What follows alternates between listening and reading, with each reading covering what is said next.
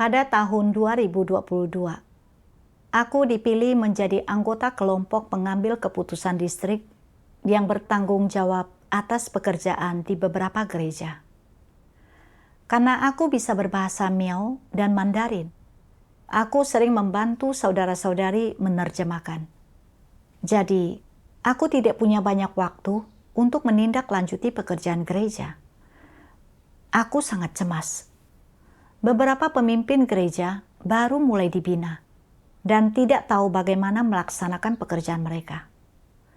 Jika aku tidak membina para pemimpin gereja sesegera mungkin, aku harus melakukan sebagian besar pekerjaan sendiri. Itu akan sangat sibuk dan melelahkan. Aku bersikap sangat menentang. Setiap kali ada orang yang memintaku menerjemahkan, aku ingin mengabaikan mereka jika hal itu tidak menyangkut pekerjaan gereja yang menjadi tanggung jawabku. Pada akhir tahun 2022, diadakan pemilihan untuk jabatan pemimpin dan wakil pemimpin kelompok pengambil keputusan distrik. Aku berpikir, aku sudah mengemban cukup banyak tanggung jawab atas pekerjaan gereja-gereja ini. Jika aku terpilih menjadi pemimpin kelompok, lingkup tanggung jawabku akan makin luas. Bukankah pekerjaanku akan makin menyibukkan? Jika aku tidak terpilih, hal itu bagus. Dengan begitu, aku tidak perlu terlalu khawatir dan dagingku tidak akan terlalu lelah. Namun, ketika hasil pemungutan suara diumumkan, aku terpilih sebagai pemimpin kelompok pengambil keputusan distrik. Aku pun segera membuat alasan dengan berkata, aku adalah orang yang tidak punya rasa terbeban. Aku malas dan tidak melaksanakan pekerjaan nyata. Aku juga cukup licik. Aku bahkan memberi contoh tentang bagaimana aku bersikap licik. Lalu, aku berkata, aku masih muda dan tidak stabil, serta tidak cocok menjadi pemimpin kelompok. Biarlah saudara atau saudari lain yang melakukannya. Seorang saudari berkata, kau sudah mulai berkompromi bahkan sebelum mulai melaksanakan tugasmu. Kau sudah terkekang dan terikat oleh daging. Hatiku terasa tertusuk saat mendengar saudari itu berkata demikian. Setelah pertemuan, hatiku merasa sangat tertekan. Aku tahu bahwa menghindari tugas merupakan pemberontakan terhadap Tuhan dan menunjukkan hati yang tidak tunduk kepadanya. Setelah itu, aku mulai merenungkan diriku. Aku teringat pada satu bagian firman Tuhan dan mencarinya untuk dibaca. Tuhan Yang Maha Kuasa berfirman, perwujudan yang terpenting dari orang jujur adalah mencari dan menerapkan kebenaran dalam segala hal. Inilah hal yang paling krusial. Engkau berkata bahwa engkau orang yang jujur, tetapi engkau selalu mengesampingkan firman Tuhan dan hanya berbuat sekehendak hatimu. Seperti itukah perwujudan orang yang jujur? Engkau berkata, meskipun kualitasku buruk, aku memiliki hati yang jujur. Namun, ketika sebuah tugas diberikan kepadamu, engkau takut menderita dan memikul pertanggungjawaban jika tidak melaksanakannya dengan baik, sehingga engkau membuat alasan untuk melalaikan tugasmu atau menyarankan agar orang lain saja yang melakukannya. Seperti inikah perwujudan orang yang jujur? Jelas bukan. Jadi, bagaimanakah seharusnya perilaku orang jujur? Mereka harus tunduk pada pengaturan Tuhan, sepenuh hati dalam melaksanakan tugas yang seharusnya mereka laksanakan, dan berusaha keras memenuhi maksud Tuhan. Ini terwujud dengan sendirinya dalam beberapa tindakan. Pertama, engkau menerima tugasmu dengan hati yang jujur tidak memikirkan kepentingan dagingmu, tidak setengah hati dalam melakukannya, dan tidak berencana licik demi keuntunganmu sendiri. Tindakan-tindakan tersebut adalah perwujudan kejujuran. Tindakan lainnya adalah engkau mengerahkan segenap hati dan kekuatanmu agar dapat melaksanakan tugasmu dengan baik, melaksanakan tugas-tugas yang rumah Tuhan percayakan kepadamu dengan semestinya, dan mengerahkan hati dan kasihmu pada tugasmu agar dapat memuaskan Tuhan. Perwujudan inilah yang seharusnya ditunjukkan oleh orang jujur dalam melaksanakan tugas mereka. Jika engkau mengerti dan tahu apa yang harus kau lakukan, tetapi engkau tidak melakukannya, berarti engkau tidak sedang mengerahkan segenap hati dan kekuatanmu dalam tugasmu. Sebaliknya, engkau sedang bersikap licik dan malas. Apakah orang yang melaksanakan tugasnya dengan cara seperti ini jujur? Sama sekali tidak. Tuhan tidak memakai orang yang licin dan licik seperti itu. Mereka harus disingkirkan. Tuhan hanya memakai orang yang jujur untuk melaksanakan tugas. Bahkan orang-orang yang berjerih payah yang setia pun harus jujur. Semua orang yang terus-menerus bersikap asal-asalan, curang dan bermalas-malasan adalah orang yang licik, dan mereka semua adalah setan. Tak seorang pun dari mereka benar-benar percaya kepada Tuhan, dan mereka semua akan disingkirkan. Ada orang-orang yang berpikir, sebenarnya, menjadi orang jujur itu mudah. Itu hanyalah tentang mengatakan yang sebenarnya dan tidak berbohong. Bagaimana pandanganmu tentang pernyataan ini? Apakah menjadi orang jujur sedemikian terbatas cakupannya?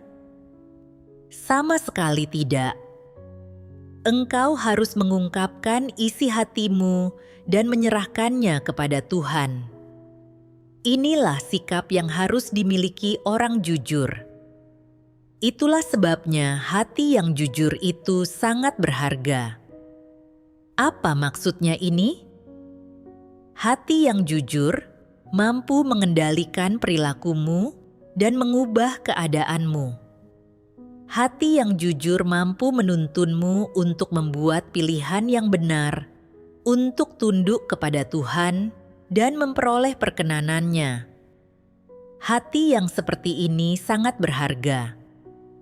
Jika engkau memiliki hati yang jujur seperti ini, maka dalam keadaan itulah engkau harus hidup, dengan cara itulah engkau harus berperilaku, dan dengan cara itulah engkau harus mendedikasikan dirimu.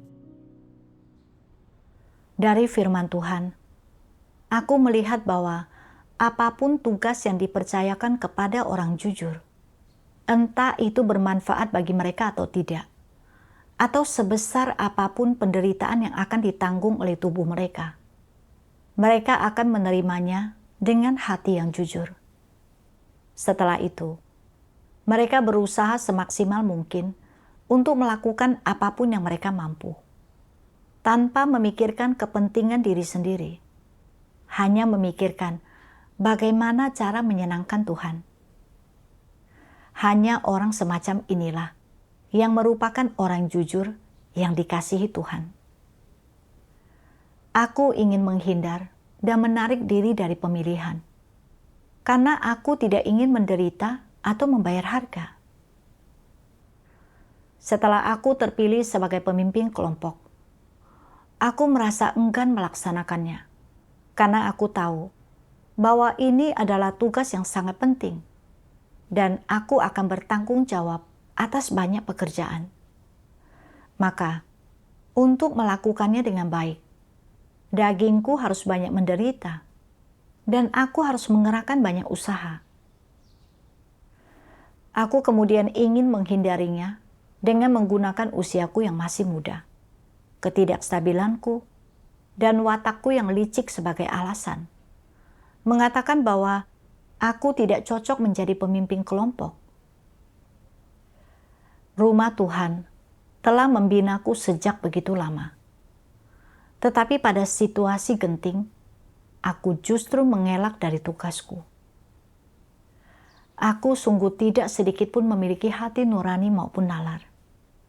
Aku benar-benar sangat egois dan licik.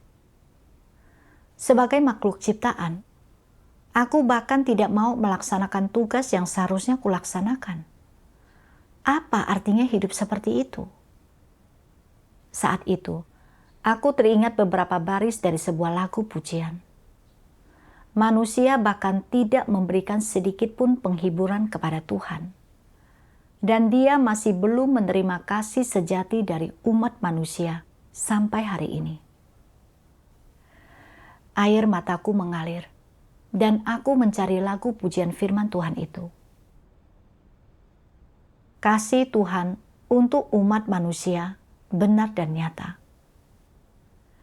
Kasih Tuhan kepada umat manusia diwujudkan terutama dengan Dia menjadi daging untuk melakukan pekerjaannya dan secara pribadi menyelamatkan manusia. Berbicara kepada manusia dengan berhadapan muka dan hidup bersama mereka dengan berhadapan muka. Tidak ada jarak sedikit pun, dan tidak ada yang palsu. Itu sepenuhnya nyata. Penyelamatannya atas umat manusia, di mana Dia bahkan sampai menjadi daging, dan menghabiskan tahun-tahun yang penuh penderitaan bersama manusia di dunia, adalah sepenuhnya karena kasih dan belas kasihannya kepada umat manusia. Kasih Tuhan kepada umat manusia tidak bersyarat dan tidak menuntut balasan apapun. Apa yang bisa Dia dapatkan dari manusia? Manusia bersikap dingin terhadap Tuhan. Siapa yang dapat memperlakukan Tuhan sebagai Tuhan? Manusia bahkan tidak memberikan sedikit pun penghiburan kepada Tuhan. Dan Dia masih belum menerima kasih sejati dari umat manusia sampai hari ini. Tuhan hanya memberi tanpa pamrih dan membekali tanpa pamrih. Setelah mendengarkan lagu pujian itu, aku sangat tersentuh dan merasa agak bersalah. Air mataku tidak henti-hentinya mengalir. Kasih Tuhan begitu benar dan nyata. Tuhan begitu maha tinggi, kudus dan agung. Namun, demi menyelamatkan umat manusia, Dia secara pribadi menjadi daging untuk datang ke dunia manusia. Hidup bersama umat manusia yang rusak. Mengungkapkan kebenaran untuk menyediakan kebutuhan orang-orang dan membimbing mereka. Serta mengatur berbagai lingkungan untuk memurnikan dan mentahirkan manusia. Tuhan sepenuh hati terhadap manusia. Namun, aku tidak bersedia memikul beban berat dalam melaksanakan tugasku, dan tidak mau membayar harga sekecil apapun atau menderita sedikit saja. Aku merasa sangat berutang kepada Tuhan. Tuhan telah memberiku begitu banyak, tetapi aku tidak memperhatikan maksud Tuhan dan hanya mempertimbangkan kepentinganku sendiri, menghindari tugasku karena khawatir dagingku akan menderita. Aku benar-benar sama sekali tidak memiliki hati nurani. Aku membaca bagian lain dari firman Tuhan dan jadi memahami maksud Tuhan. Tuhan yang Maha Kuasa berfirman, "Tugas apapun yang kau laksanakan dan amanat apapun yang kau terima dari Tuhan, tuntutannya terhadapmu tidak berubah. Setelah engkau memahami tuntutan Tuhan, engkau harus menerapkannya, melaksanakan tugasmu, dan menyelesaikan amanat Tuhan sesuai dengan tuntutannya yang telah kau pahami, entah saat Dia berada di sampingmu atau sedang memeriksa dirimu atau tidak. Hanya dengan cara inilah engkau dapat benar-benar menjadi penguasa segala sesuatu yang kepadanya Tuhan dapat mempercayakan sesuatu yang memenuhi standar dan yang layak menerima amanatnya.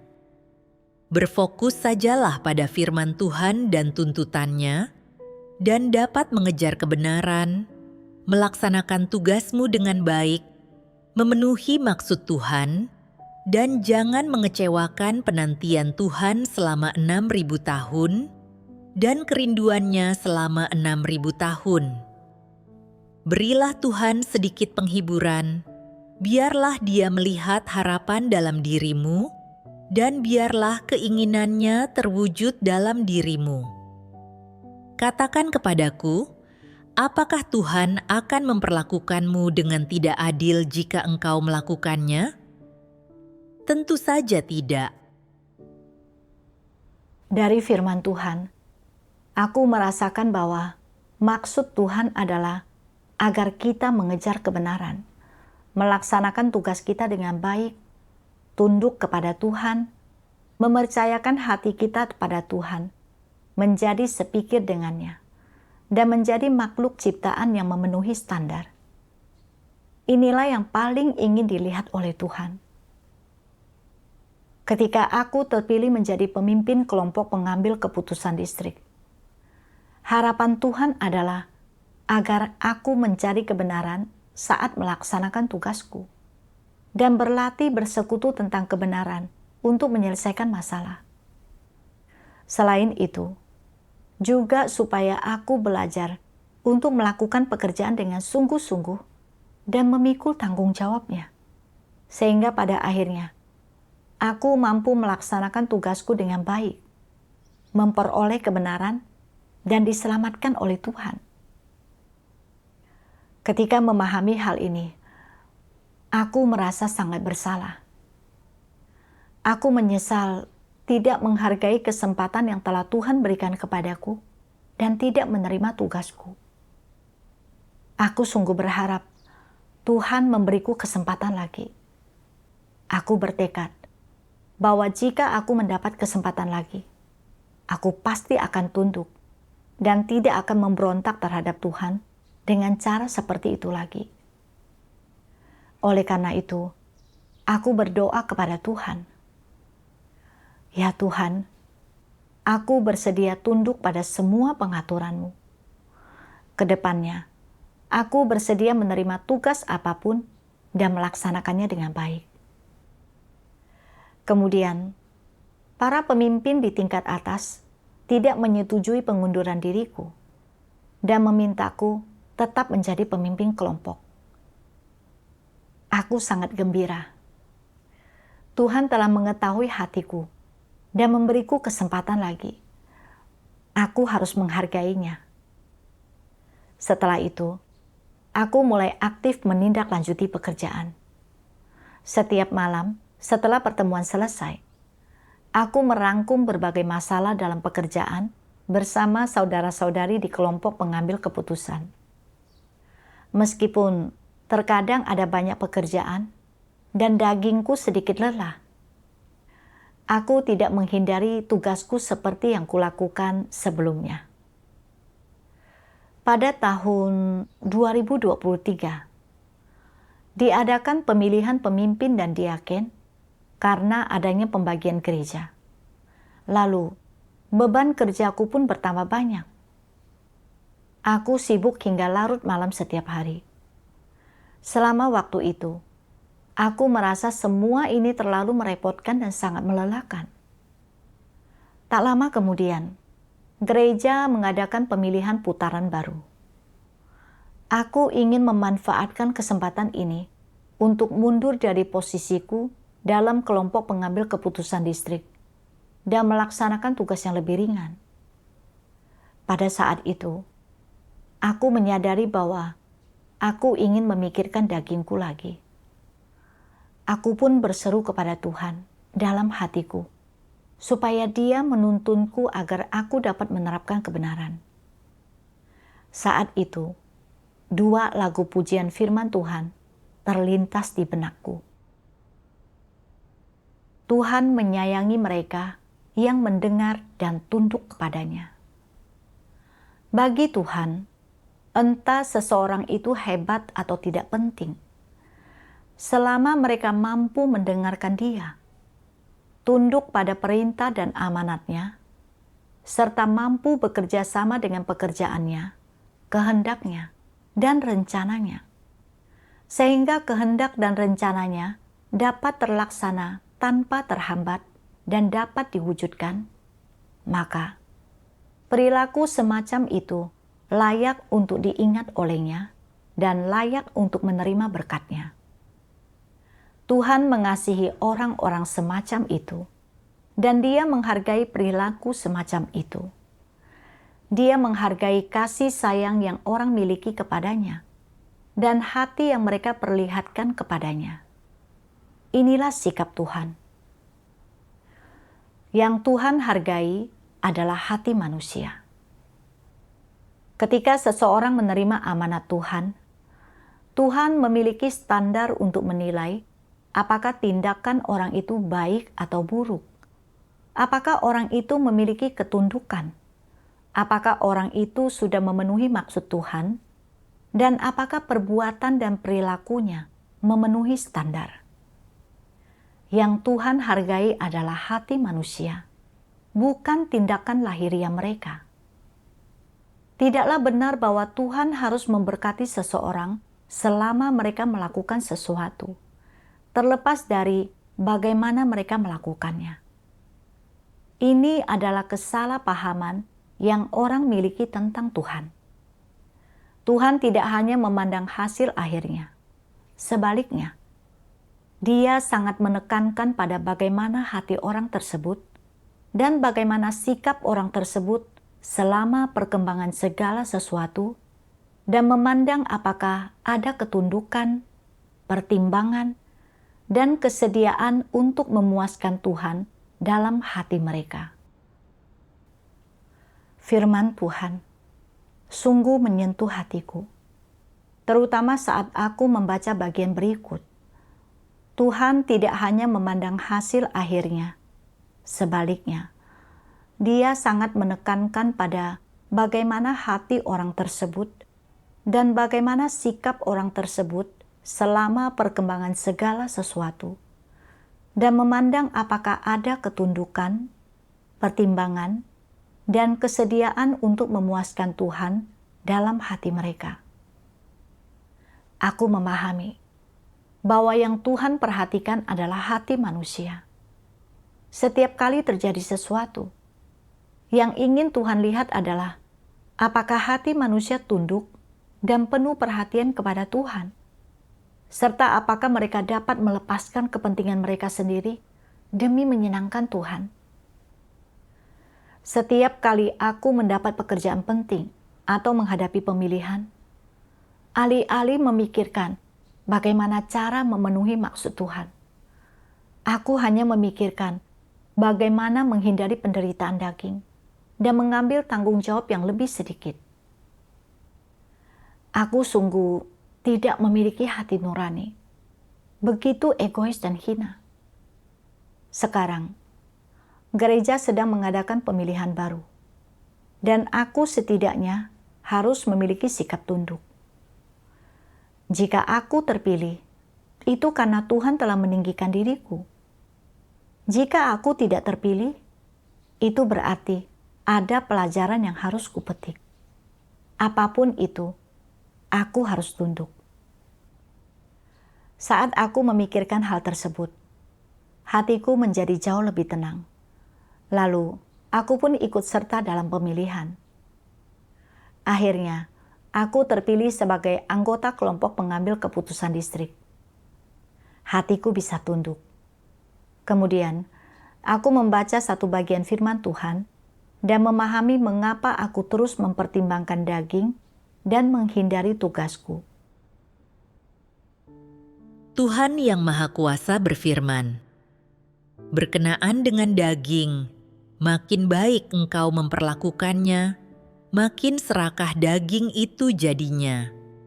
Sudah sepantasnya daging menanggung sedikit penderitaan, Dan ketika orang menanggung penderitaan, adalah mudah untuk menempuh jalan yang benar dan melakukan pekerjaan yang semestinya.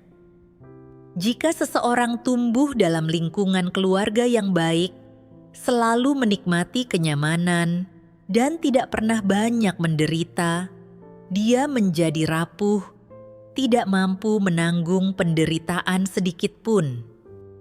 Sulit bagi orang-orang semacam itu untuk mencapai apapun, dan mereka bahkan mungkin pada akhirnya sama sekali tidak mencapai apa-apa. Sulit juga bagi orang-orang semacam itu untuk memperoleh kebenaran dalam kepercayaan mereka kepada Tuhan. Jika mereka menghadapi bencana alam atau bencana buatan manusia, mereka akan menyalahkan surga dan semua orang, kecuali diri mereka sendiri, mengeluh tentang Tuhan dan menyangkalnya, serta tidak bernalar dan menjadi tidak masuk akal. Seiring berjalannya waktu, mereka hanya akan makin bejat. Apakah contohnya banyak? Engkau bisa melihat bahwa di dalam dunia orang tidak percaya, ada banyak penyanyi dan bintang film yang mampu menanggung penderitaan dan mengabdikan diri pada pekerjaan mereka sebelum menjadi tenar. Namun, setelah mendapat ketenaran dan mulai menghasilkan banyak uang, mereka tidak menempuh jalan yang benar. Ada yang memakai narkoba, ada pula yang bunuh diri, dan mereka mati sebelum waktunya. Apa yang menyebabkan hal ini? Mereka menikmati kesenangan material secara berlebihan, mereka terlalu merasa nyaman, dan tidak tahu bagaimana memperoleh kesenangan atau sensasi yang lebih besar. Ada di antara mereka yang beralih ke narkoba demi mencari tingkat sensasi dan kenikmatan yang lebih tinggi, dan setelah menggunakannya dalam waktu lama, mereka tidak mampu berhenti. Ada yang meninggal karena overdosis, dan yang lainnya karena tak tahu cara melepaskan diri dari jerat narkoba, berakhir bunuh diri. Ada begitu banyak contohnya. Selezat apapun makanan yang kau makan, seelok apapun engkau berpakaian, sebagus apapun rumahmu, seberapa banyaknya pun engkau menikmati hidup, atau senyaman apapun hidupmu, dan seberapa banyaknya pun keinginanmu yang terpuaskan, pada akhirnya, itu semua hanyalah kehampaan yang menghasilkan kehancuran. Apakah kebahagiaan yang dikejar orang tidak percaya adalah kebahagiaan yang sesungguhnya? Sebenarnya, itu bukanlah kebahagiaan. Itu adalah khayalan manusia, itu adalah suatu cara yang bejat dan jalan yang membuat orang menjadi bejat.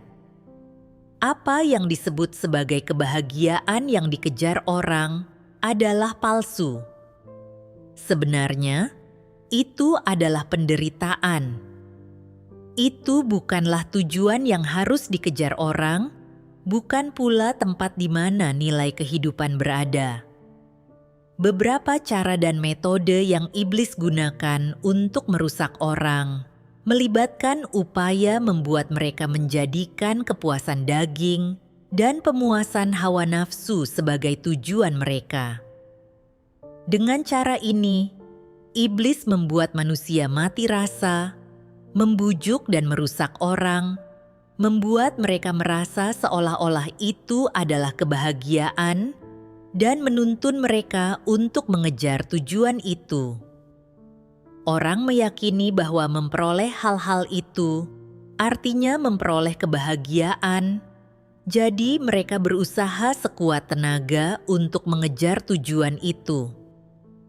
Kemudian, setelah mereka memperolehnya, bukan kebahagiaan yang mereka rasakan, tetapi kekosongan dan rasa sakit. Ini membuktikan bahwa itu bukanlah jalan yang benar, tetapi jalan menuju kematian. Dari firman Tuhan, aku memahami bahwa alasan mengapa aku terus-menerus mendambakan kenyamanan adalah karena ada masalah dengan pemikiran dan cara pandangku. Sejak kecil, aku telah sangat dipengaruhi dan dibentuk oleh masyarakat serta keluargaku. Aku juga percaya bahwa mendambakan kenyamanan daging berarti memperlakukan diri sendiri dengan baik. Aku sering mendengar orang berkata, manusia harus hidup untuk dirinya sendiri, untuk membuat tubuhnya nyaman dan tenang. Mereka tidak perlu hidup demi orang lain. Itulah yang disebut pintar. Orang tuaku juga sering berkata, apapun yang kita lakukan, tujuannya adalah untuk menikmati hidup yang nyaman tanpa penderitaan atau kelelahan. Bukankah tujuan hidup adalah untuk menikmati hidup? Lambat laun, aku menerima pandangan yang salah ini. Pandangan ini menjadi prinsipku dalam bertindak dan tujuan pengejaranku. Ketika masih sekolah, aku hanya ingin belajar hal-hal yang mudah. Aku tidak mau mempelajari apapun yang perlu banyak berpikir. Sebagai contoh, aku sangat enggan mempelajari mata pelajaran seperti matematika yang menurutku sangat menguras otak. Setelah aku mulai percaya kepada Tuhan, meskipun aku melaksanakan tugas di gereja, aku tetap mengejar kenyamanan daging. Aku enggan memikul beban berat dalam melaksanakan tugasku, dan tidak ingin melaksanakan tugas yang mengharuskanku untuk banyak berpikir atau menanggung penderitaan daging. Aku hanya ingin melaksanakan tugas-tugas yang ringan dan mudah. Begitu diminta melaksanakan tugas yang sulit atau melibatkan beban kerja yang berat, aku ingin menghindarinya. Misalnya, saat pertama kali aku terpilih sebagai pemimpin kelompok pengambil keputusan distrik. Karena takut, pekerjaan sebagai pemimpin kelompok terlalu banyak dan membuat fisikku lelah. Aku mencari-cari banyak alasan dan sengaja menyebutkan kerusakan serta kekuranganku agar semua orang setuju bahwa aku tidak menjadi pemimpin kelompok. Pada pemilihan berikutnya, aku masih memikirkan dagingku dan bahkan ingin mundur dari posisiku di kelompok pengambil keputusan. Aku hanya memikirkan kepentingan dagingku sendiri. Tidak pernah memikirkan maksud Tuhan, dan terus-menerus menghindari tugasku agar dagingku tidak menderita. Perilaku ini adalah pemberontakan terhadap Tuhan dan pengkhianatan terhadapnya. Jika aku tidak bertobat, pada akhirnya aku bukan hanya tidak akan memperoleh kebenaran atau tidak bisa mengubah watak rusakku, melainkan juga akan jatuh ke dalam malapetaka dan binasa. Seperti yang difirmankan Tuhan. Beberapa cara dan metode yang iblis gunakan untuk merusak orang, melibatkan upaya membuat mereka menjadikan kepuasan daging dan pemuasan hawa nafsu sebagai tujuan mereka. Dengan cara ini, iblis membuat manusia mati rasa, membujuk dan merusak orang, membuat mereka merasa seolah-olah itu adalah kebahagiaan, dan menuntun mereka untuk mengejar tujuan itu. Orang meyakini bahwa memperoleh hal-hal itu artinya memperoleh kebahagiaan. Jadi mereka berusaha sekuat tenaga untuk mengejar tujuan itu. Kemudian, setelah mereka memperolehnya, bukan kebahagiaan yang mereka rasakan, tetapi kekosongan dan rasa sakit. Ini membuktikan bahwa itu bukanlah jalan yang benar, tetapi jalan menuju kematian. Iblis menggoda dan merusak manusia melalui pengejaran akan kenyamanan daging, membuat mereka percaya bahwa hanya dengan memuaskan daginglah mereka bisa memperoleh kebahagiaan. Padahal, Betapapun nyamannya hidup seseorang, atau sebesar apapun kenikmatan daging yang dia rasakan, jauh di lubuk hatinya, dia masih merasa hampa dan sengsara. Aku selalu mengejar kenyamanan daging dan tidak ingin melaksanakan tugas yang melibatkan beban kerja yang berat. Aku berpikir bahwa dengan cara ini, aku akan memiliki lebih banyak waktu untuk beristirahat atau melakukan hal-hal yang kusukai. Namun, setelah menghindari tugasku, hatiku tidak tenang. Sebaliknya, aku merasakan kesengsaraan yang mendalam dan menyalahkan diriku sendiri. Perasaan ini tidak dapat diungkapkan dengan kata-kata. Aku tahu bahwa karena aku telah memberontak terhadap Tuhan, aku telah kehilangan hadirat-Nya. Aku mengalami sendiri bahwa mengejar kenyamanan daging bukanlah jalan yang benar.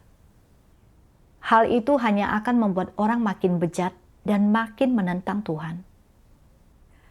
Pada bulan April 2024, karena kebutuhan pekerjaan, seorang pengkhotbah di wilayah tanggung jawabku dipindahkan ke tempat lain untuk melaksanakan tugasnya. Untuk sementara waktu, aku harus menindaklanjuti pekerjaan yang sebelumnya menjadi tanggung jawabnya. Aku pun merasa agak khawatir. Ada begitu banyak pekerjaan yang harus dilakukan. Ini pasti akan sangat melelahkan. Aku menyadari bahwa aku ingin memikirkan dagingku lagi. Maka, aku pun berdoa dalam hati kepada Tuhan agar Dia membimbingku untuk dapat tunduk.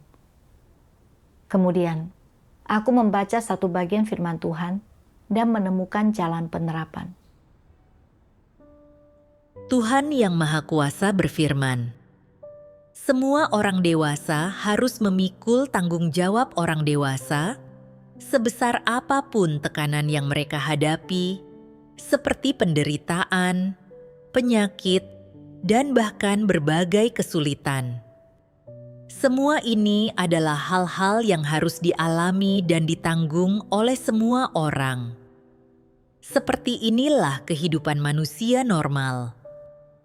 Jika engkau tidak mampu menahan tekanan, menanggung penderitaan, atau menghadapi pukulan, itu berarti engkau tidak memiliki ketekunan ataupun tekad. Engkau juga terlalu rapuh dan tidak berguna.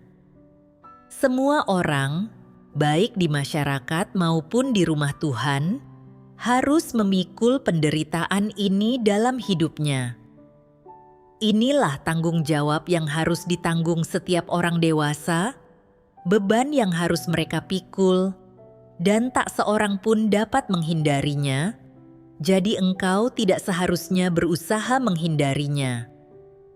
Jika engkau selalu ingin melarikan diri atau terbebas dari semua penderitaan ini, emosi tertekanmu akan muncul dan itu akan selalu menjeratmu.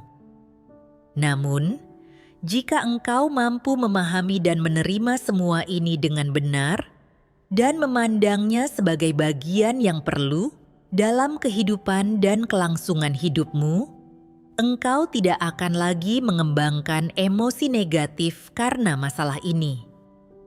Di satu sisi, engkau harus belajar memikul tanggung jawab dan kewajiban yang seharusnya dimiliki dan dipikul oleh orang dewasa. Di sisi lain, engkau harus belajar untuk hidup berdampingan secara harmonis dengan orang lain dalam kemanusiaan yang normal, di lingkungan hidup dan pekerjaanmu. Jangan hanya berbuat sekehendak hatimu. Apa tujuan hidup berdampingan secara harmonis? Tujuannya adalah untuk lebih baik dalam menyelesaikan pekerjaan, kewajiban, dan tanggung jawab yang seharusnya kau penuhi sebagai orang dewasa. Tidak soal pekerjaan atau tugas apa yang kau laksanakan, ketika menghadapi bahaya, ketika menghadapi gangguan dan kerusakan akibat kekuatan iblis, engkau harus bisa meminimalkan kerugian, agar hasil pekerjaan dan tugasmu sedikit lebih baik. Inilah yang seharusnya dicapai oleh orang yang memiliki tekad. Jika engkau memiliki kemanusiaan yang normal, engkau harus mencapai hal ini saat melakukan pekerjaan. Mengenai tekanan pekerjaan, apakah itu berasal dari yang di atas atau dari rumah Tuhan, atau jika tekanan itu diberikan kepadamu oleh saudara-saudari, itu adalah sesuatu yang harus kau tanggung. Engkau tidak boleh berkata, "Aku tidak mau melakukannya karena ada tekanan. Aku hanya mencari waktu luang, kesantaian, kebahagiaan, dan kenyamanan dalam melaksanakan tugasku dan bekerja di rumah Tuhan." Ini tidak dapat diterima, dan orang dewasa yang normal tidak boleh memiliki pemikiran seperti ini, dan rumah Tuhan bukanlah tempat bagimu untuk menikmati kenyamanan. Semua orang menanggung tekanan dan risiko tertentu dalam hidup dan pekerjaan mereka. Dalam pekerjaan apapun, terutama dalam melaksanakan tugasmu di rumah Tuhan, engkau harus berusaha untuk memperoleh hasil yang optimal. Pada skala yang lebih besar, ini adalah ajaran dan tuntutan Tuhan. Pada skala yang lebih kecil, ini adalah sikap, sudut pandang, standar, dan prinsip yang seharusnya setiap orang miliki dalam cara mereka berperilaku dan bertindak. Ketika engkau melaksanakan tugas di rumah Tuhan, engkau harus belajar mematuhi ketentuan dan sistem rumah Tuhan, dan engkau harus belajar mematuhi peraturan, berperilaku dengan cara yang baik. Ini adalah bagian penting dari cara orang berperilaku. Setelah membaca firman Tuhan, aku memahami bahwa sebagai orang dewasa, kita semua memiliki tanggung jawab dan kewajiban masing-masing, baik di rumah Tuhan maupun di dunia orang tidak percaya. Inilah yang seharusnya dipikul oleh orang yang normal. Dalam proses pelaksanaan tugas, meskipun daging harus menderita, membayar harga, dan menanggung tekanan, semua itu adalah tanggung jawab yang memang harus dipikul oleh orang dewasa. Aku tidak boleh takut menderita, juga tidak boleh menghindari tugas ketika aku menganggap tugas itu sulit. Sikap seperti itu benar-benar sangat tidak memiliki hati nurani dan kemanusiaan.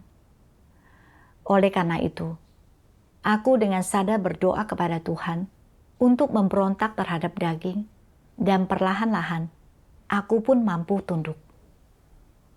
Melalui pengalaman ini, aku memahami bahwa walaupun dagingku menderita dan terasa lelah ketika melakukan pekerjaan di gereja, aku justru memperoleh banyak hal. Aku menyadari bahwa ketika sesuatu terjadi padaku, aku harus mencari prinsip-prinsip kebenaran. Kemanusiaanku pun menjadi jauh lebih matang. Dari yang awalnya selalu mengandalkan orang lain, kini aku telah belajar untuk bekerja secara mandiri. Ketika saudara-saudari menghadapi kesulitan atau memiliki gagasan, aku juga bisa menemukan kebenaran yang relevan untuk dipersekutukan dan menyelesaikannya. Meskipun beban tugasku kini lebih berat daripada sebelumnya, aku juga telah memperoleh dan mendapatkan banyak hal. Semua ini adalah kasih karunia istimewa dari Tuhan. Syukur kepada Tuhan.